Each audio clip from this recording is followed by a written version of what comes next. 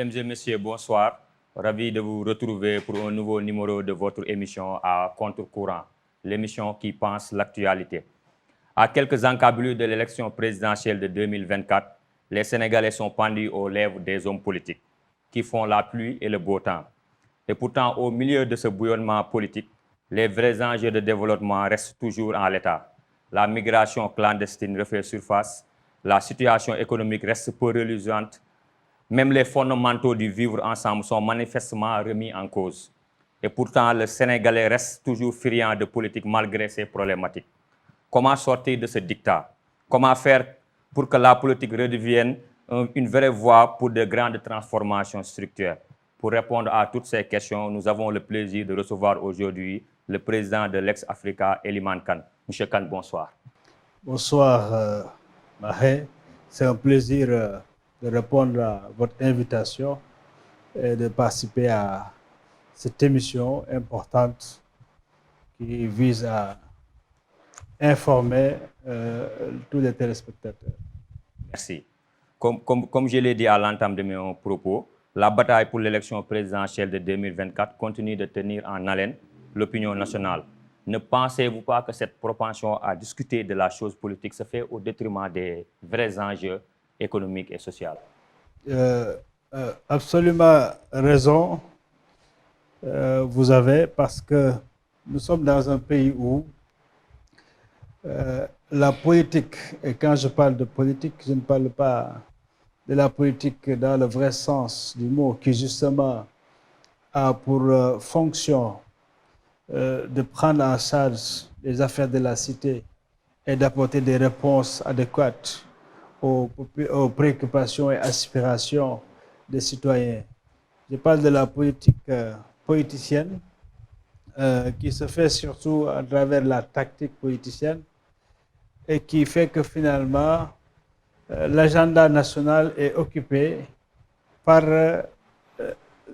la politique politicienne, c'est-à-dire par la compétition des acteurs politiques protagonistes, et tout ceci ne se fait qu'autour des enjeux de pouvoir. C'est ça qui est dramatique. C'est à mon sens une sorte d'échec de la démocratie électorale, de la démocratie libérale telle qu'elle s'opère chez nous, et qui, à mon sens, a été mal appropriée par nous-mêmes, nos sociétés. On parle du Sénégal, on parle toujours d'une vitrine de la démocratie africaine, mais au fond, si on regarde les choses, on se rend compte que cette forme de démocratie qui est toujours en quête, bon, les auteurs qui ont fait des recherches parlent de semi-démocratie, est toujours dans une relative stabilité. C'est-à-dire que cette quête n'est pas encore en maturation. C'est ce qui fait que finalement, nous avons un agenda très électoraliste, parce que tout tourne autour des enjeux de pouvoir, et les acteurs sont soit dans la quête de ce pouvoir, par tous les moyens, et également, une fois au pouvoir, de s'y maintenir. Et donc, c'est ce qui fait que, malheureusement, l'essentiel des actes qui sont posés par les hommes politiques ne tend pas à véritablement prendre en charge les préoccupations de développement. Et ceci est un fait. L'autre fait également est que toujours dans cette démocratie que nous avons, dans cette forme de démocratie que nous avons, c'est toujours entre des acteurs au pouvoir et des acteurs dans l'opposition. Mais il n'y a pas un temps d'arrêt, il n'y a pas une trêve dans l'action politique qui puisse permettre véritablement que les acteurs au pouvoir puissent au moins se consacrer à la gestion des affaires courantes, mais également surtout à la prospective, à la planification et à la mise en œuvre de bonnes politiques. C'est regrettable, et c'est ce qui se passe ici, et c'est de plus en plus exacerbé. Malgré les deux alternances que nous avons eues, nous sommes toujours dans des querelles sur des sujets qui auraient dû être dépassés depuis longtemps, c'est-à-dire par exemple des questions d'éligibilité de candidats. Hein? Et grave encore, on en arrive même à travers l'instrumentalisation politicienne qui est faite donc des institutions de la République, on en arrive à des impasses. C'est-à-dire que au moment où, en fait, l'institution ou bien la puissance du droit elle-même est mise en négation par l'élan populaire. Voyez-vous? Donc, on est dans cette situation-là qui, malheureusement, nous maintient depuis quelques années maintenant dans une situation d'opacité, d'absence de visibilité, de lisibilité du jeu politique. On est à quelques mois de l'élection présidentielle. Personne ne sait qui peut être candidat ou pas. Maintenant, donc, est-ce que vous êtes en phase avec certains chercheurs sur le plan international et sur le plan national même? Bon, il y a quelqu'un comme Nongo Samosila qui a beaucoup travaillé sur cette question, que l'élection n'est pas la seule option. Est-ce que vous pensez que l'élection fait partie des facteurs qui plombent le développement de ce pays-là, à chaque... Voilà. Oui, alors Nongo... Qui crée une adversité entre les hommes politiques. Oui, Nongo a fait une brillante contribution sur ce sujet, qui est un sujet qui est quand même étudié par plusieurs chercheurs. Lui, dans son ouvrage, il rappelle tout cela, surtout depuis la Grèce antique, etc. La démocratie contre la République. Contre la République, c'est ça le titre de l'ouvrage. Et également, même en France, vous avez vu, il y a pas mal de chercheurs qui ont développé des théories, surtout qui vont jusqu'à soutenir une forme de démocratie directe, très poussée, et même jusqu'au tirage au sort. Oui, je partage beaucoup de choses avec Nongo Samosila parce que nous cheminons ensemble. Et sur ce plan-là, surtout, on est totalement en phase que nous constatons l'échec de la démocratie représentative. Et surtout dans le contexte de nos États qui sont où on doit construire, on doit tout construire. Voyez-vous, c'est des jeunes États.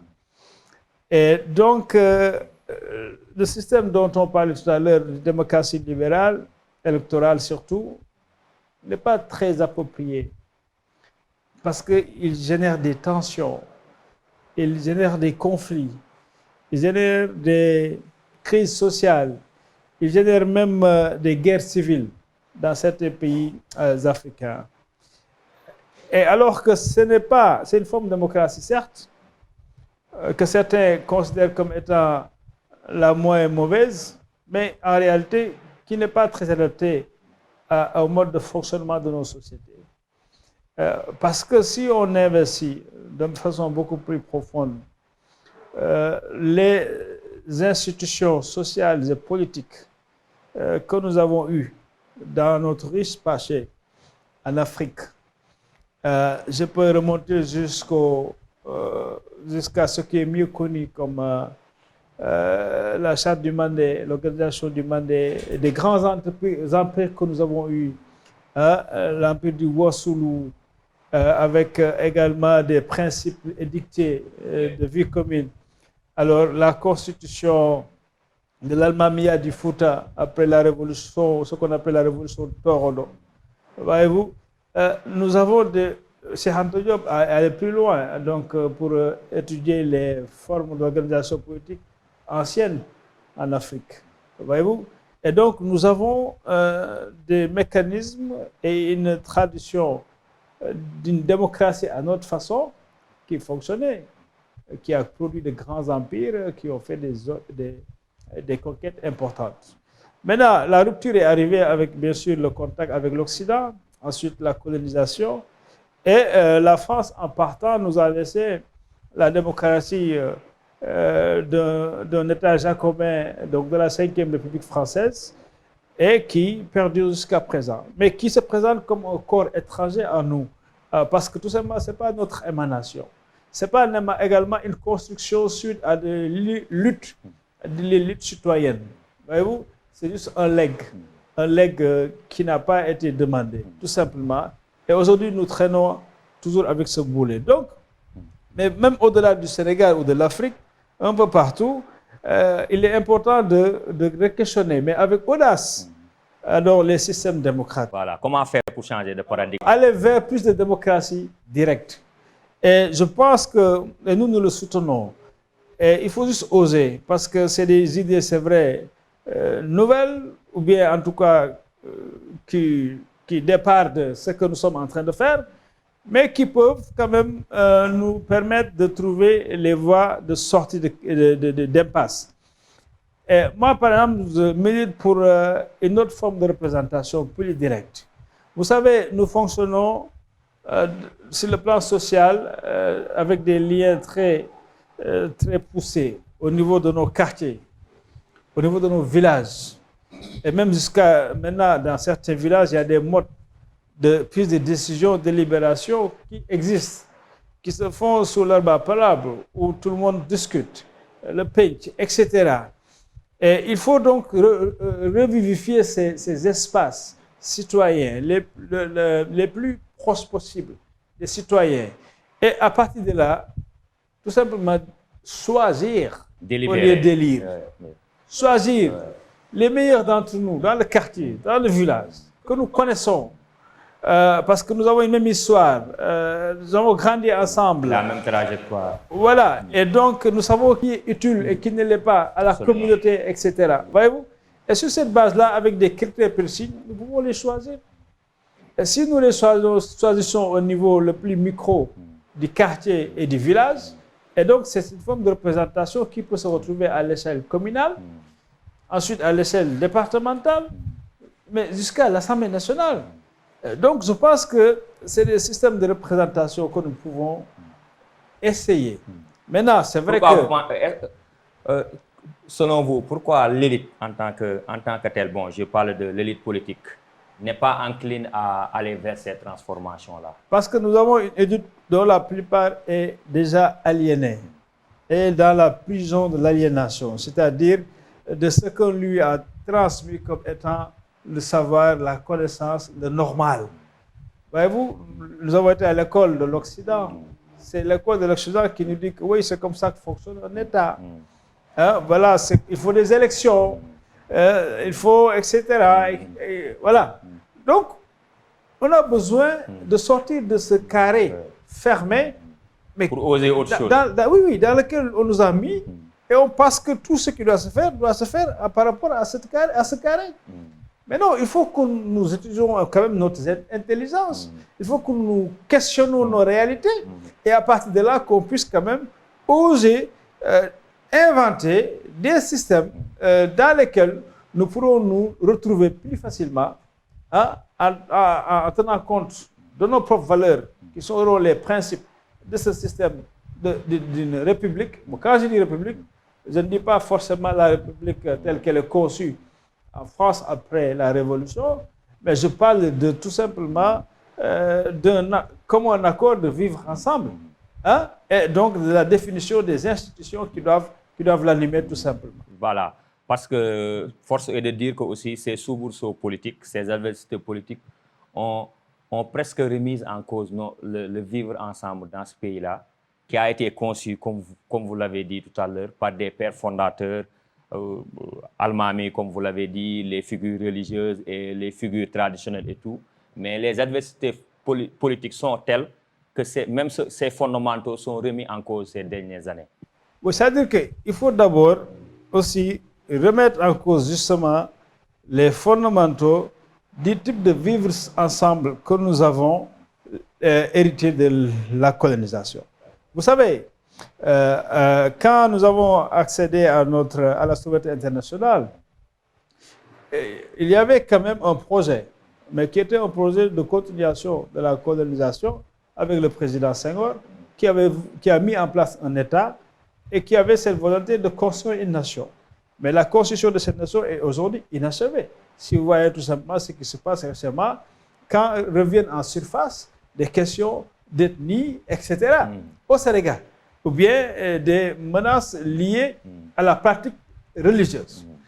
Alors que l'État hérité de la colonisation et le projet de construction de la nation, alors a été mis en place dans une logique, dans une logique de contrat social, qui était en fait on peut dire entre guillemets un deal, ou bien en tout cas une entente de cohabitation entre cet État importé qui était là avec la colonisation et également les forces dynamiques locales, particulièrement les forces religieuses, c'est-à-dire qui existent ici à travers l'islam soufi qui s'est installé au Sénégal, Tijania, Mouridia, etc. C'est comme ça que le contrat social de la construction de l'État du Sénégal s'est fait. Maintenant, avec les dynamiques que nous avons eues, l'ouverture, même par rapport aux sources d'éducation ou d'enseignement, qui ont dépassé les sources traditionnelles uniquement. Voyez-vous, les jeunes aujourd'hui vont partout pour étudier. Même l'islam, il y a eu l'entrée d'une autre façon donc d'enseigner l'islam qui est introduite au Sénégal aussi. Voyez-vous, qui diffère un peu des procédés utilisés par les groupes religieux qui étaient là avant, voilà, sur la base du soufisme. Et donc, aujourd'hui, mais ça prend de l'ampleur, et donc les jeunes ont grandi avec cette diversité et ont la possibilité de choisir. Donc, les codes sociaux qui existaient avant s'effritent. Effectivement. Mais également, en même temps, ceux qui sont les garants de ces codes sociaux, c'est-à-dire les leaders au niveau de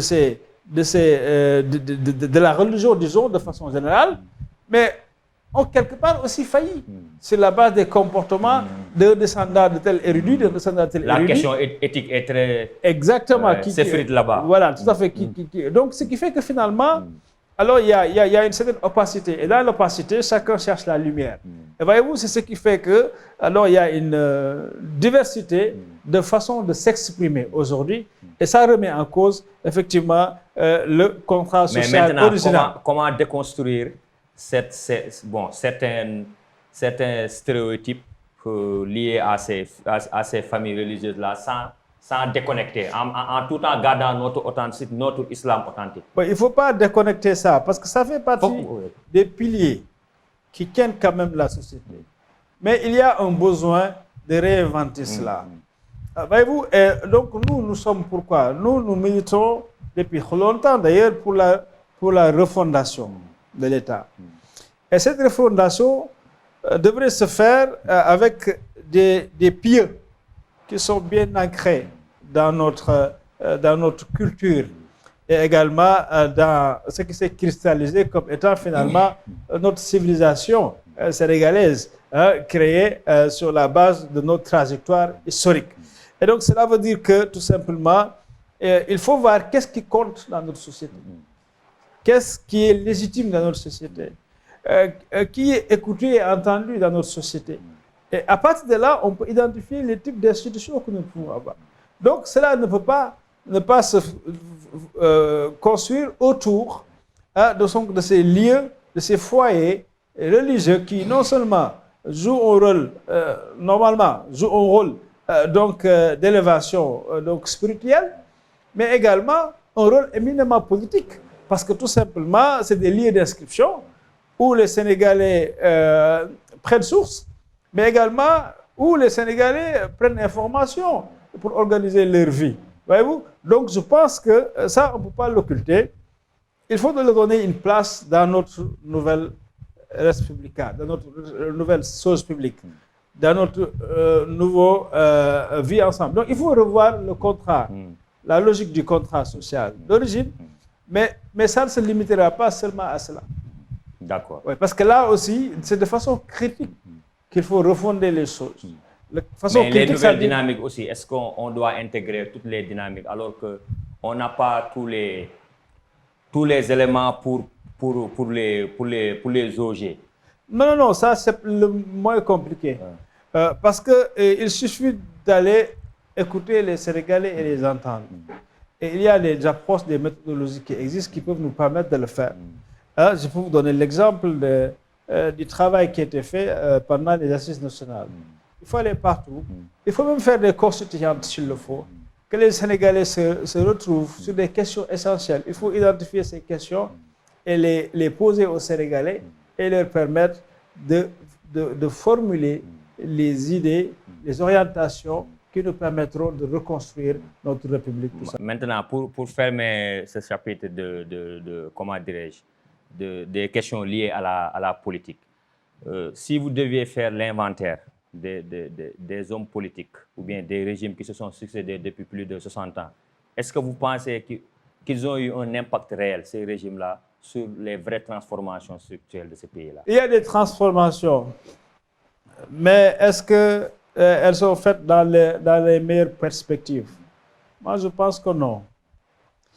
Et je reviens un peu aux premières ruptures qu'on a eues dans la gestion de notre État.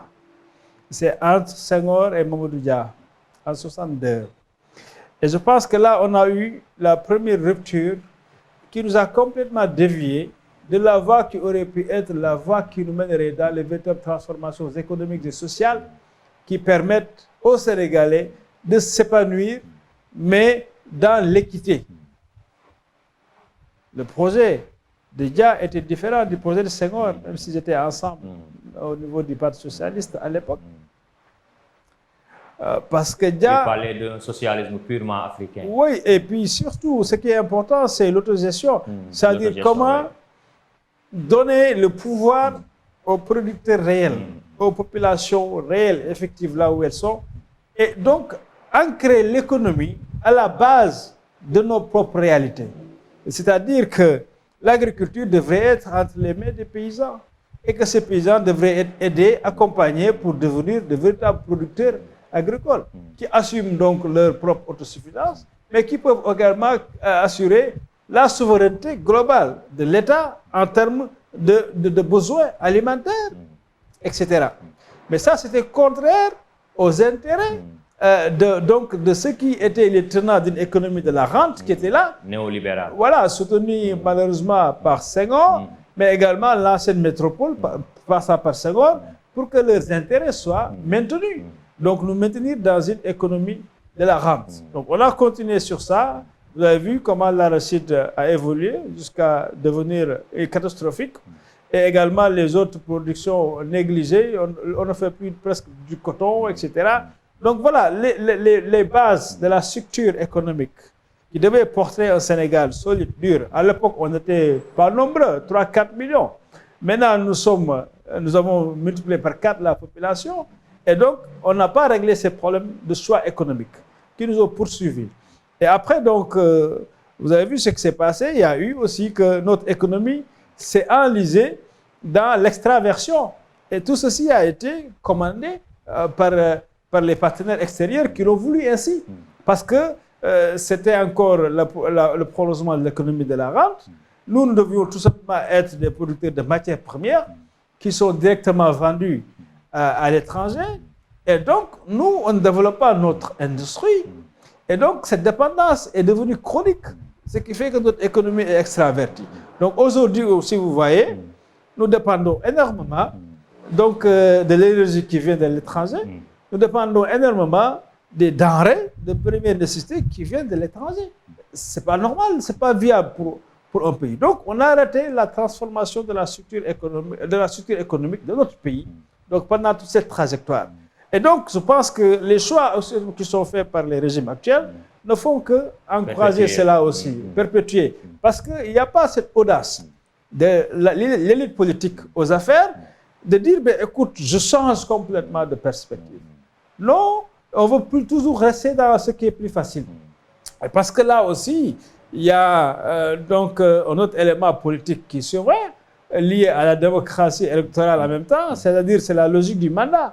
Moi, je n'ai que 7 ans ou 5 ans maintenant, alors donc je fais les choix les plus faciles, c'est-à-dire ce qui me permet de pouvoir investir beaucoup d'argent, quitte à m'endetter énormément, mais pour faire des infrastructures physiques que je vais montrer pour dire que voilà mon bilan.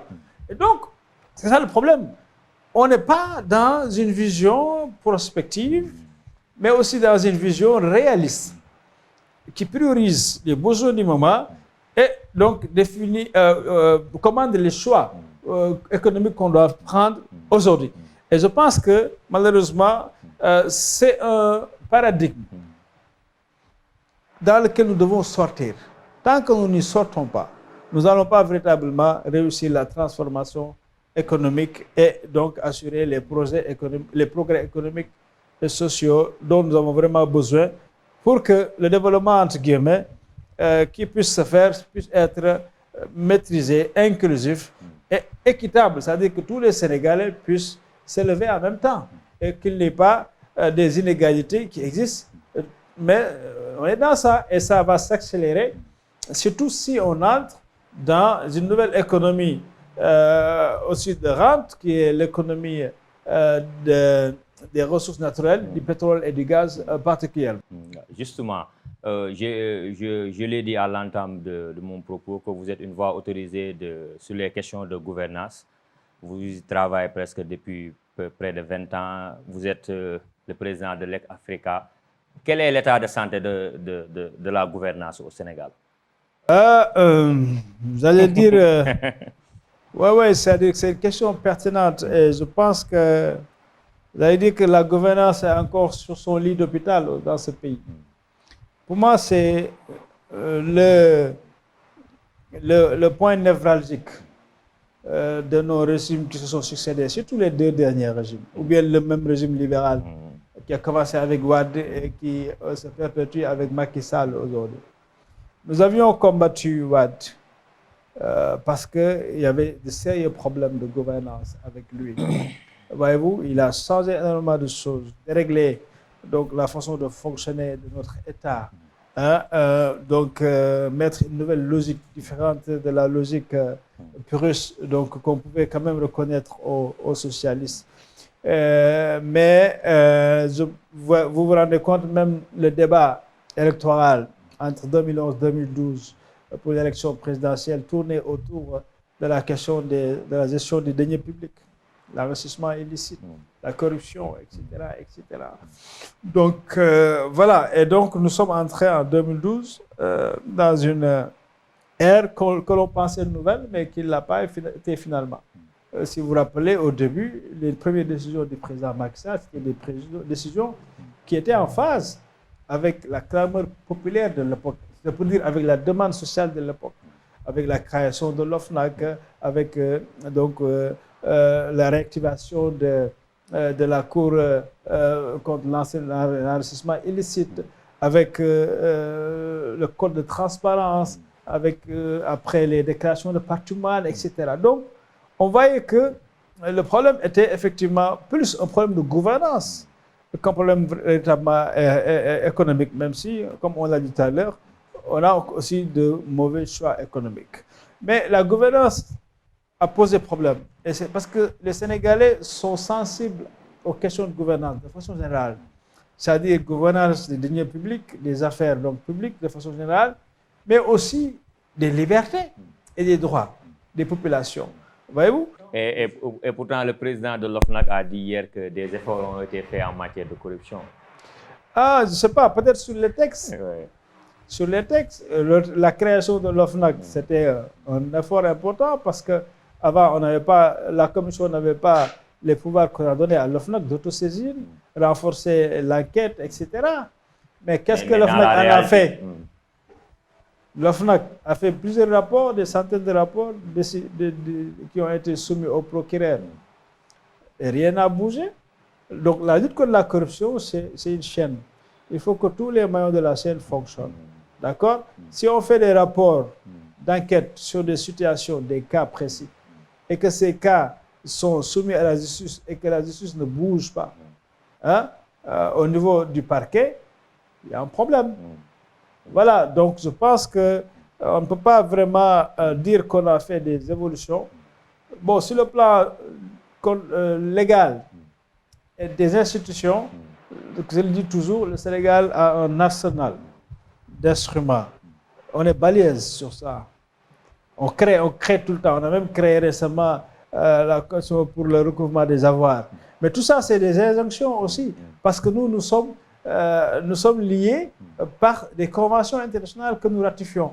Hein? Et ce sont ces conventions-là qui nous imposent d'avoir un organe de lutte contre la corruption, un organe de recouvrement des avoirs volés, etc. Donc, souvent, l'État est tacticien aussi. C'est-à-dire qu'il instrumentalise le cadre logique de la gouvernance pour avoir des bons points par rapport à ses partenaires. Mais après, c'est comme si on travaille à saborder ces mêmes institutions qu'on met en place. Par l'impunité, par le choix des hommes qu'on met là-bas pour les diriger tout simplement. Mais maintenant, vous avez abordé la question des partenaires. Est-ce que sur ce plan aussi, il ne doit pas y avoir une déconstruction? Est-ce que ça doit être des partenaires à tout prix? Est-ce que le Sénégal ne doit pas montrer plus de dignité à l'égard des partenaires? Vous parlez des partenaires au développement? Au développement, oui. Oui, c'est-à-dire il y a plusieurs types. Il y a les partenaires multilatéraux et aussi bilatéraux. Il y a, c'est-à-dire les pays avec qui on a tendance à travailler. Mais tu sais, les principaux qui influencent plus ce que nous faisons, c'est l'Union européenne, c'est les États-Unis, et puis d'autres, les États membres de l'Union européenne, etc. Et les institutions de Bretton Woods, la Banque mondiale, FMI, etc. Hein? Donc, bien sûr qu'on a une diversité de partenariats, mais ce sont ceux-là qui pèsent le plus et qui sont beaucoup plus, comment dirais-je, en fait, qui sont beaucoup plus exigeants par rapport au type de partenariat qu'ils ont avec nous. Voyez-vous? Et donc là, effectivement, il y a un sérieux problème parce que ces institutions-là travaillent surtout pour les pays riches, pour le capital étranger, etc. Et pas nécessairement pour nos priorités. Voyez-vous? Quand on vous dit que oui, le FMI n'est pas d'accord pour tel choix, par exemple, de subventionner le coût de l'électricité, alors que nous sommes dans un pays pauvre où beaucoup même n'ont pas accès à cette électricité. C'est un défi énorme pour nous. Et donc, ou bien sur les denrées, etc. Donc, il y a des contradictions. Il y a un sentiment d'infantilisation de Oui, mais ça a évolué quand même. C'était pire avant, mais c'est vrai que maintenant ça évolue parce qu'on a quand même des fonctionnaires qui comprennent, qui sont capables de débattre avec ces gens-là, de réguler les choses, mais toujours est-il que c'est de grosses machines. Alors, si elles décident leur chemin, ce n'est pas un fonctionnaire brillant ou patriote qui va les dévier de cela, voyez-vous? Et donc, celui-là, il risque d'être juste frustré, ou bien de dire, bon, écoute, je fais mon travail, ensuite le reste, ce sont les politiques qui décident. Et donc, c'est plus facile avec les politiques, parce qu'eux, ils ont d'autres préoccupations d'ordre politicien, électoraux plutôt, oui, qu'ils mettent en avant. Et souvent, ils sont en contradiction avec leurs propres techniciens, mais ce qui est évident, c'est que nous avons des techniciens qui valent autant ou même mieux que ceux-là qui décident au niveau de ces institutions internationales ou bien des États membres d'un partenaire avec qui nous travaillons, tout simplement. Et je pense que c'est là qu'il est important que aussi les acteurs de la société civile puissent davantage exister et pousser pour que tout ce qui se fait en matière de partenariat entre nos États et ces partenaires-là puissent être quand même disséqués, puissent être également appréhendés selon le prisme de la redevabilité. Mais je pense que ce qui est plus important, c'est que nous arrivons à des choix souverains, que nous définissions nos propres stratégies et politiques, donc qu'on sorte justement de cette infantilisation, parce que c'est comme si, comme on dit à Wolof, aujourd'hui, on n'a plus besoin qu'on nous tienne l'épaule pour nous faire bouger. Et Eliman Kane, que vous inspire cette question de la France à travers sa diplomatie de soft power, ses médias, on voit que France 24 est au cœur du débat sur le plan politique. Il reçoit le régime et les adversaires politiques. Il y a une polémique qui est née ces derniers jours avec vous savez, peut-être un reportage polémique et tout. Oui. Mais on sent toujours la main de la France. Oui, mais c'est clair. C'est-à-dire, ces médias internationaux-là, ce n'est pas pour rien qu'ils nous inondent là, ou bien qu'ils nous envahissent. C'est parce que ce sont les bras séculiers de la stratégie de leur pays d'origine, tout simplement. C'est aussi des médias d'État. Et donc, voyez-vous, France 24, RFI et tout ça là, on peut en citer d'autres nationalités, n'est-ce pas? Ils sont là parce que c'est des bras séculiers stratégiques de leur État de provenance. Donc, le monde fonctionne sur la base de la stratégie, c'est-à-dire que les gens gèrent leurs intérêts. Donc, le Sénégal intéresse ses partenaires. Donc, ces partenaires vont venir pour essayer d'influencer sur comment les choses fonctionnent au niveau du Sénégal. Ils s'organisent jusqu'à ce qu'ils soient écoutés ou vus par tous les Africains. Parce que leur télé, d'ailleurs, souvent, les Africains, la plupart du temps, moi, j'en fais plus partie parce que je ne regarde presque plus ces médias-là. Alors, préfèrent regarder les médias internationaux pour dire que l'information a de la qualité, plus que nos propres médias. Même regarder les opposants les plus en vue qu'on considère comme étant des opposants de la rupture, alors leurs partisans se vantent d'avoir les meilleures vues sur une télévision étrangère. C'est incroyable, c'est incohérent. C'est une incongruité. Alors, voilà, tout le monde est dans ce jeu-là, et ce jeu-là ne profite qu'à celui-là qui a les manettes pour faire agir ces médias-là à notre niveau. Et donc, c'est ainsi que la France peut se dire, OK, moi j'influence l'opinion nationale des Africains, du Sénégal.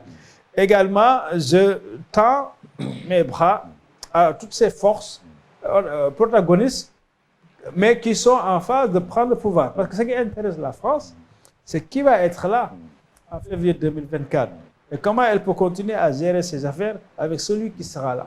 S'il peut influencer pour que celui qui pense être le meilleur profil pour ses intérêts, il le fera.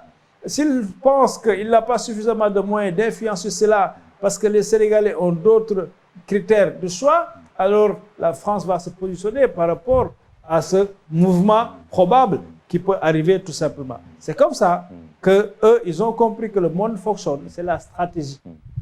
C'est là où nous ne sommes pas, malheureusement, nous autres Africains. On ne travaille pas dans la prospective. Ah non, voilà. Non seulement on n'est pas dans la prospective, on n'est pas dans la veille, on n'est pas dans l'analyse, l'appréciation de l'information intelligente par rapport aux autres, ce qu'il faut, quels sont leurs intérêts, etc., pour pouvoir nous aussi avoir notre stratégie sur eux.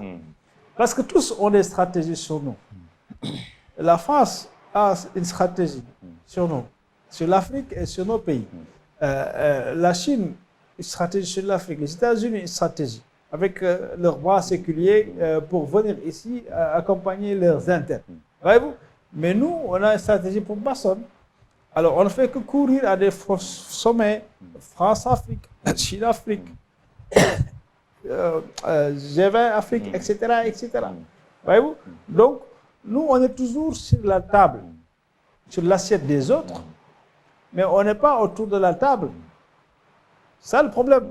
Et donc, ici, on n'a même pas d'assiette, quoi. C'est-à-dire que, non, c'est ça, quoi. C'est-à-dire, on se contente des merles qu'on a. Voilà. Maintenant, Elimane Kane, entre l'immigration clandestine qui refait surface, la situation économique du pays, on l'a débattu ici, peu reluisante, et les inégalités sociales.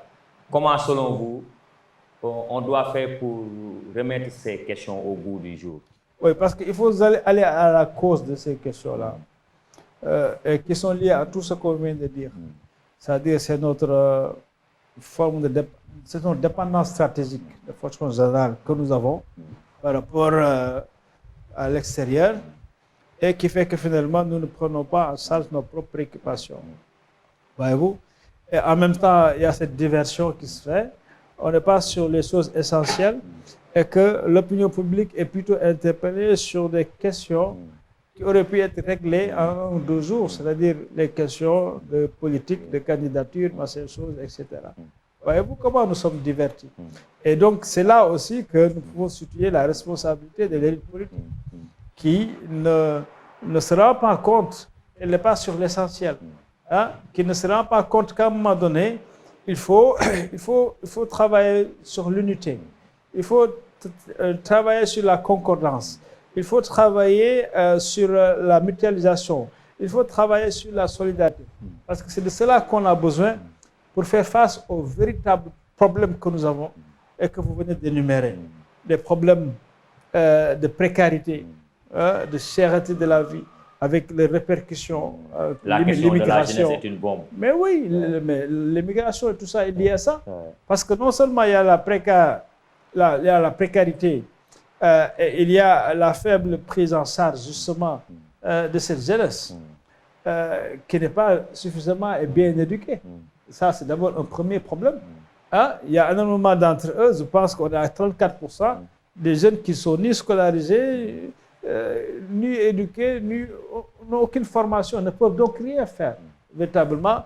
Et donc, sans parler des 300 000 jeunes diplômés qui sortent chaque année et qui se mettent sur le marché de l'emploi, qui n'existent presque pas parce que on n'a pas une industrialisation. Comme je l'ai dit tantôt, notre économie, c'est produire et exporter. Et donc, en exportant le matière première, on exporte aussi les emplois qu'on devait avoir pour ces jeunes-là. Et c'est pour ça que les jeunes suivent ce mouvement et par des moyens très risqués, donc à travers la mer. Et vous avez vu l'actualité, ce qui s'est passé. C'est terrible encore, mais c'est pas la première fois que ça arrive. Voyez-vous, après on s'indigne et puis c'est passé. On ne change rien, on ne s'arrête pas pour revoir nos politiques publiques et avoir un peu beaucoup plus d'humanité et d'empathie par rapport à cette population qui souffre. Et donc voilà un peu la situation, comment on passe à côté de ce qui est fondamental, c'est-à-dire la prise en charge de notre jeunesse. Parce qu'elle fait quand même 72% de la population. Ouais, quand même. Voyez-vous, c'est pas petit. Alors, donc, la moitié de la population a moins de 20 ans. Mais ça le domaine politique, c'est sur ça qu'il faut discuter. S'il faut dialoguer, c'est sur ça qu'il faut dialoguer. Hein? Pour qu'on ait des solutions consensuelles que tout le monde va respecter après. Qui demandent des attitudes que nous devons avoir, des attitudes responsables, des attitudes patriotiques qu'il faut avoir. Voilà, mais on n'est pas dans ça. On est dans la compétition autour de la petite série qu'il y a et que les gens vont se partager, hein, voyez-vous, et puis maintenant, on fait la politique par rapport à ça. Et voyez-vous, ce qui mobilise les politiciens, c'est-à-dire la maîtrise de l'État. Mais même cet État, il est marginal dans notre société. Mais je vous donne un exemple. Nous avons un budget jusqu'à 6 000 milliards, etc. Mais le budget couvre quoi exactement? Si vous prenez l'éducation, c'est une proportion très infime de la population qui est prise en charge par le budget de l'éducation. Même si on dit qu'on a 22% du budget, etc. Mais si vous voyez combien de fonctionnaires on a, 120, 130, quelque chose comme ça, 1000 fonctionnaires. Le reste, pour arriver jusqu'à 500 000, sont dans le secteur privé. Voyez-vous, le secteur privé, prenez ça. Combien sont dans le formel? Seulement 3%. Donc, toutes les grandes décisions qu'on prend pour les entreprises, etc., même la fiscalité, ça ne concerne que ces 3%-là. Et dans ces 3%, si vous voyez la fiscalité, l'impôt auquel contribue le secteur privé, il n'est pas important. Il n'est pas important et surtout, c'est un condensé de 100 entreprises qui payent l'essentiel. Donc, voyez-vous, notre État est marginal. Il n'est pas avec sa société. Effectivement, alors, le secteur informel surtout. Mais oui, donc voilà, voyez-vous, donc les gens là, ils s'entretuent pour quelque chose d'insignifiant. Alors que le vrai travail, ça doit se faire dans la grande marche. Et cette grande marche-là qui doit s'ériger et être le vrai État. Voilà, donc voilà un peu. Tu vois, les gens n'ont pas cette lecture. Et finalement, on se bat pour pas grand-chose. Et on empêche à ceux-là qui qui se débrouillent au quotidien, qui sont dans l'économie immédiate, donc de pouvoir vivre décemment. Voilà, on les étouffe, on les brime, on les embrigade. Voilà. Mais maintenant, l'État aussi compte sur les ressources du pétrole et du gaz pour booster le développement. Beaucoup pensent au Sénégal que c'est une aubaine pour nous projeter dans d'autres sphères économiques, dans d'autres paradigmes économiques. D'abord, si vous devez faire, je sais que vous travaillez sur cette question de manière très sérieuse, si vous devez faire l'état des lieux, est-ce qu'on aura nos premières productions avant la fin de 2023? Et est-ce que ça, c'est une réalité? Est-ce que le pétrole et le gaz, vraiment, sont des instruments qui peuvent nous aider à nous développer de manière très efficace? Vous savez, moi, j'ai toujours noté cette mauvaise communication politique qu'on fait sur les nouvelles découvertes de pétrole et de gaz. Et souvent, elle n'est pas faite sur une base maîtrisée. Voyez-vous, l'État même est dubitatif sur les chiffres qui sont avancés. Tantôt, on vous avance 800 milliards sur 3 ans. Ensuite, on vous dit, oui, ça a changé si vous voyez les prévisions économiques de la DPBEP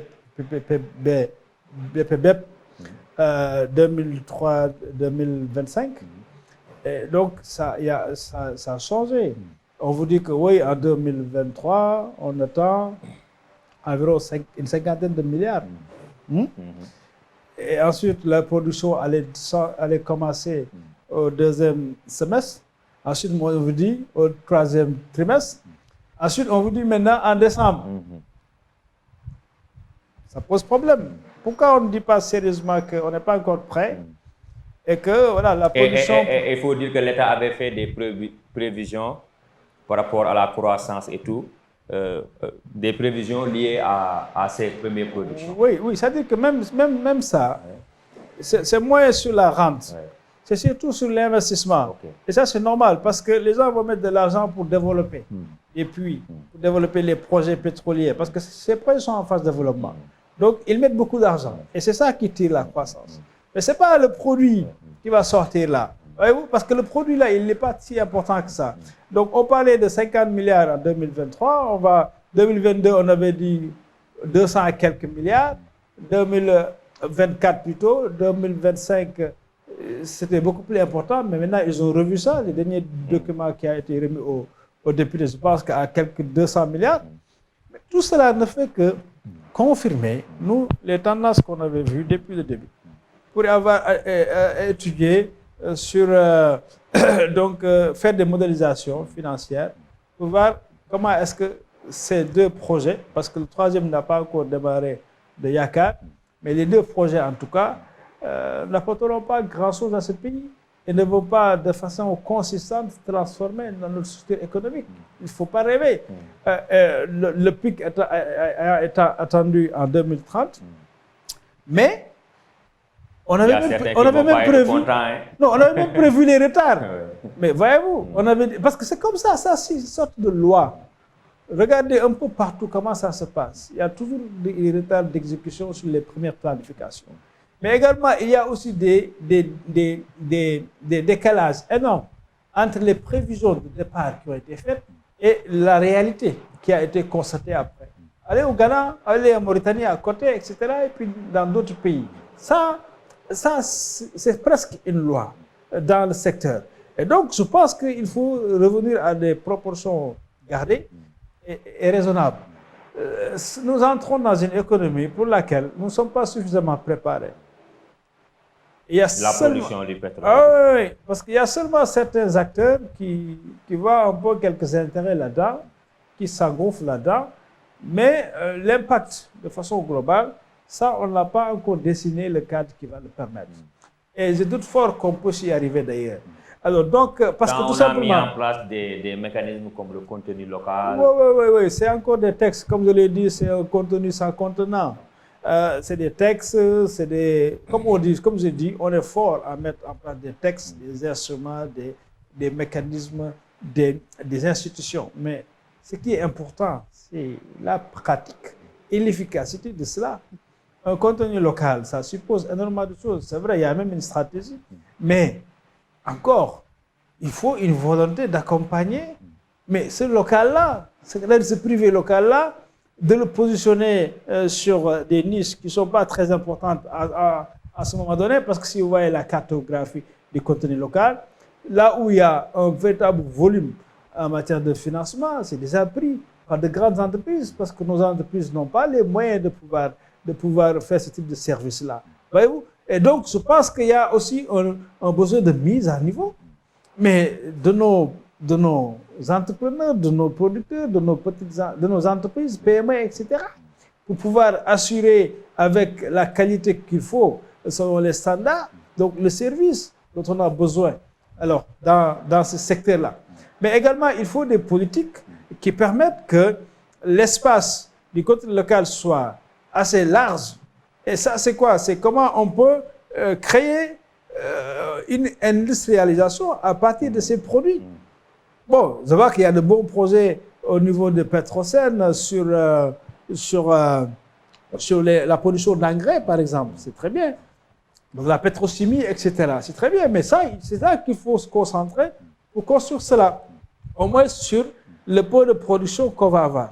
Mais, la question de la gouvernance aussi, est-ce que vous pensez qu'elle est inclusive?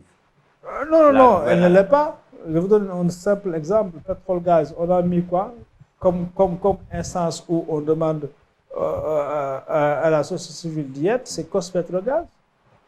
Qu'est-ce qui est prévu? Une seule place pour toute la société civile? Et cette place n'est même pas encore pourvue à ce jour? Non, c'est resté un conseil présidentiel bis ou bien un conseil des ministres. Il faut aussi travailler sur la institutions. Transparence et tout. Hein? Sur la transparence en matière de gouvernance du pétrole. Ah oui, il y a beaucoup à faire. Là aussi, c'est la même logique. On va vous dire, oui, on a ITIE. ITIE, c'est bien, ITIE, parce que ça permet d'avoir des données. Et ITIE même bouge, est dynamique, parce qu'il y a toujours des réformes sur les normes qui évoluent. C'est très bien, qui ouvre son espace, etc. Ça nous informe. C'est bien. Mais ITIE n'est pas la panacée de la transparence. Voyez-vous, il faut aller au-delà de l'ITIE. Il faut des mécanismes beaucoup plus simples, beaucoup plus utilisés par les populations pour qu'elles puissent avoir la possibilité d'interpeller ceux qui décident à leur place. Mais l'information, elle est presque inexistante dans le secteur. Quand tu demandes, tu n'as pas. L'État lui-même ne donne pas. Mais en plus, les opérateurs privés qui sont là ne donnent pas l'information. L'information qu'elles doivent donner à l'État reste entre eux et l'État. Donc, quel est le pouvoir de contrôle citoyen qu'on peut avoir? Mais il faut d'abord régler la question de l'accès à l'information à ce niveau. Absolument. Voilà, les bénéficiaires effectifs. Vous voyez comment ça s'est passé. Alors, donc, ensuite, on met, oui, ok, d'accord, mais c'est verrouillé. Tu ne peux pas avoir ces données. On met des formalités, etc., jusqu'à ce que ce soit presque laisse entrevoir une nébuleuse sur la question. Une nébuleuse organisée, c'est justement ça. Et je pense qu'il faut revenir à beaucoup plus de sérénité, de sérieux et de bonne volonté. Et savoir qu'on ne peut pas gérer et bien gérer cette économie complexe et sensible des ressources naturelles sans le faire dans une approche de démocratie inclusive. C'est ça ma théorie et mon hypothèse, et j'y travaille sur le plan scientifique pour démontrer que, en fait, plus on a un modèle démocratique de gouvernance de ce secteur, plus notre État renforce ses capacités de négociation par rapport à ses partenaires, parce que la réalité du secteur, c'est quoi? C'est cette asymétrie entre les partenaires qui sont puissants, forts, qui ont parfois des budgets qui multiplient par X nos budgets de nos petits États-là, et nos États qui sont des États à revenus faibles intermédiaires et d'organisations aussi faibles qui ont des difficultés à se mettre au même niveau pour négocier avec les autres partenaires. Et donc, si cette asymétrie perdure, nous allons forcément perdre beaucoup sur les résultats parce que tout simplement, il y a énormément de choses qui se passent entre le début de la production et la commercialisation sur lesquelles nous ne sommes pas prêts ni très vigilants. C'est les questions de fiscalité, c'est les questions d'optimisation fiscale, c'est les questions de maîtrise des coûts de production. parce que les contrats de Il y a les partage... questions environnementales aussi. Oui, je ne viens même pas encore sur ça, parce que je parlais des coûts les contrats de partage de production avec leur mécanisme. Le partage arrive à un certain niveau. Après le cost limit.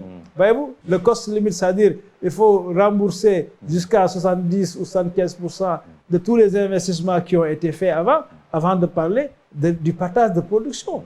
Mais si tu ne maîtrises pas ces coûts-là, tu vas te faire avoir par ces entreprises qui veulent exploiter, qui utilisent beaucoup de techniques qui sont connues, sur lesquelles nous travaillons depuis quelques années, qu'on appelle optimisation fiscale, etc., puis de transfert et autres. Voilà où les questions sur le plan de la gestion de la rente se posent. Maintenant, vous évoquez une autre question importante sur laquelle presque personne ne se pense véritablement. C'est les questions environnementales et les impacts socio-économiques sur les autres secteurs économiques durables. Voyez-vous? Et donc là, on le constate déjà, parce que nous sommes tout le temps à Saint-Louis, avec les acteurs à Saint-Louis, les pêcheurs, etc., qui restent comme ça, qui ne savent pas ce qui va se passer. Mais il n'y a aucune politique de compensation économique, alors que déjà, on constate que ces pêcheurs, déjà, ont des problèmes pour trouver le poisson qui se raréfie. Ces pêcheurs ont déjà des problèmes avec les installations sur place, sur lesquelles ils se heurtent souvent à la recherche du poisson. Alors, parce que leur champ, parce qu'il y a des champs pétroliers, mais les pêcheurs aussi ont leur champ de poissons là-bas. Hein? Si tu vas à Saint-Louis, on te parlait de Diatara, c'est leur champ, mais qui est maintenant dans l'enclos du périmètre, donc ils n'ont plus accès. Les nouvelles installations qu'on plonge dans la mer, comme par exemple comment on appelle ça encore, les différentes les questions qui ont été posées, mais ça crée de nouveaux écosystèmes et attire un peu. Donc tu vois, et les pêcheurs aussi ne font que suivre le mouvement des poissons là où ils pensent qu'ils doivent être. Et donc voilà, ça crée de nouveaux problèmes. Ça menace leur propre économie et sa durabilité.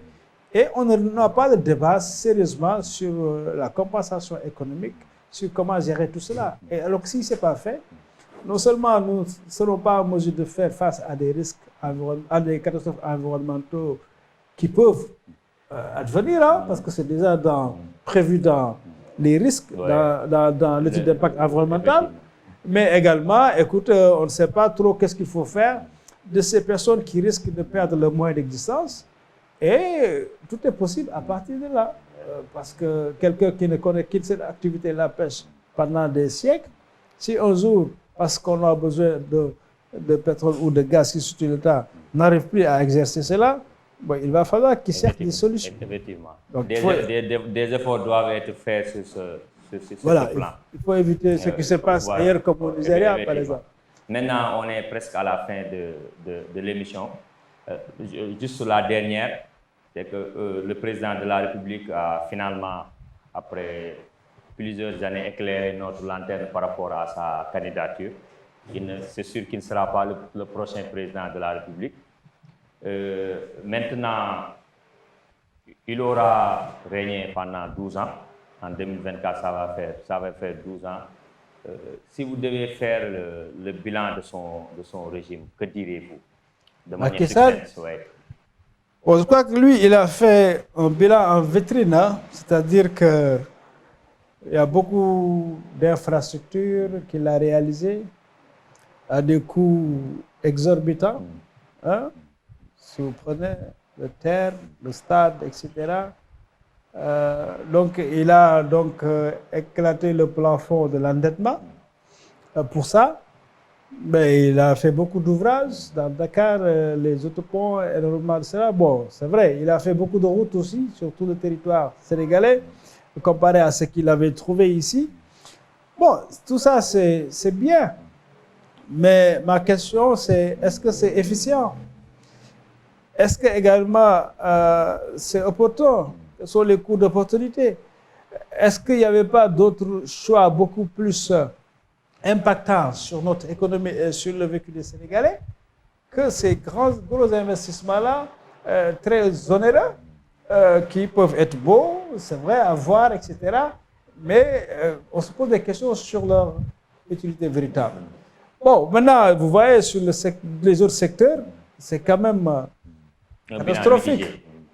Hein? Voyez-vous, l'agriculture, même s'il fait les efforts financiers d'augmenter les investissements, mais est-ce qu'il y a un suivi que ces investissements, enfin, ces financements plutôt, arrivent vraiment à qui de droit pour servir le producteur à la base, le paysan sénégalais, pour développer un peu le monde rural? On sait qu'il y a beaucoup de choses qui se font par des intermédiaires, des courtiers, qui bénéficient plus de l'économie que les véritables producteurs. C'est des problèmes qu'il faut gérer et qui ne sont pas gérés. Si tu vas dans la santé, c'est difficile. Aujourd'hui, personne ne souhaite être malade parce que tu ne peux pas être pris en charge correctement. Même s'il y a des politiques sociales, de protection sociale, l'idée est bonne. Mais dans la pratique, est-ce qu'elles sont vraiment efficaces? Parce que tu as la CMU, mais si tu vas te soigner, mais écoute, il faut avoir de l'argent, c'est des médicaments, etc., etc. Parce que presque tout manque dans les hôpitaux, ou bien dans les centres de santé, ou bien les postes de santé, etc. Donc, l'éducation, c'est pareil. On a vu comment le niveau de l'éducation a baissé. Il y a une déperdition aussi qui est importante qui se passe. Et nous avons vu le nombre d'abris provisoires, mais ahurissant qu'il y a dans ce pays-là. Alors, peut-être 150 milliards d'un stade, comme ça aurait pu régler combien d'abris provisoires, parce qu'un abri provisoire, normalement, peut coûter entre 5 et 10 millions. Voyez-vous ce qu'on peut faire? Donc, il y a des problèmes de choix, c'est Macky Sall, et qui sont souvent, s'expliquent par le fait qu'il ait une perspective exogène dans la gestion de son État. Macky Sall parle beaucoup à ses partenaires. Il met beaucoup d'énergie pour aller au sommet G7, G20, etc. Et il se comporte comme un syndicaliste là-bas, alors que cette énergie-là aurait pu être donc recentrée à l'intérieur du pays et en Afrique, pour mobiliser un peu ces pairs africains pour qu'on prenne en charge finalement notre destin par nous-mêmes, parce qu'on a les possibilités et les moyens. Ils le disent, l'Afrique n'est pas pauvre. Mais après, qu'est-ce qu'ils disent? Il faut que vous nous aidiez à. Mais non, à chaque fois, ils posent les mêmes problèmes, le vrai problème dans le discours, mais la solution n'est toujours pas la bonne, parce que la solution est toujours, vous devez nous aider. Et l'Afrique est le futur. Vous devez arrêter la dette. Non, je suis désolé. C'est-à-dire la solution doit être ici. Donc il aurait pu mettre toute cette énergie, surtout quand il a été à la présidence de l'Union africaine, pour mobiliser ses pairs, pour qu'on ait des stratégies souveraines en Afrique, adaptées à nos besoins, nos citoyens. Et ça, c'est très possible. C'est très possible. Bon, maintenant, voilà, donc la gouvernance, comme je l'ai dit, c'est le maillon faible de son magistère. Et là, vraiment, par moments, il s'est comporté comme un tyran contre la liberté des Sénégalais. Voilà, donc c'est arrivé à des niveaux où on a dépassé quand même des bornes ici dans ce pays, il faut le dire. Sans parler de l'impunité qu'il a lui-même, comment dirais-je, promu par ses postures, par son discours. Et ça, c'est incroyable. Et donc, je pense que, pour moi, c'est ça le bilan de Macky Sall. On doit chercher mieux que Macky Sall en 2024. Donc, il faut vraiment de très grands changements à partir de 2024. Mais Elimane Kane, je vous remercie. C'est bon. Donc, chers internautes, ça en est tout pour aujourd'hui. Je vous donne rendez-vous la semaine prochaine pour un nouveau numéro de votre émission à contre-courant, l'émission qui pense l'actualité. D'ici là, prenez soin de vous et essayez de boire beaucoup d'eau, il fait très chaud. Oui. Merci et à la semaine prochaine.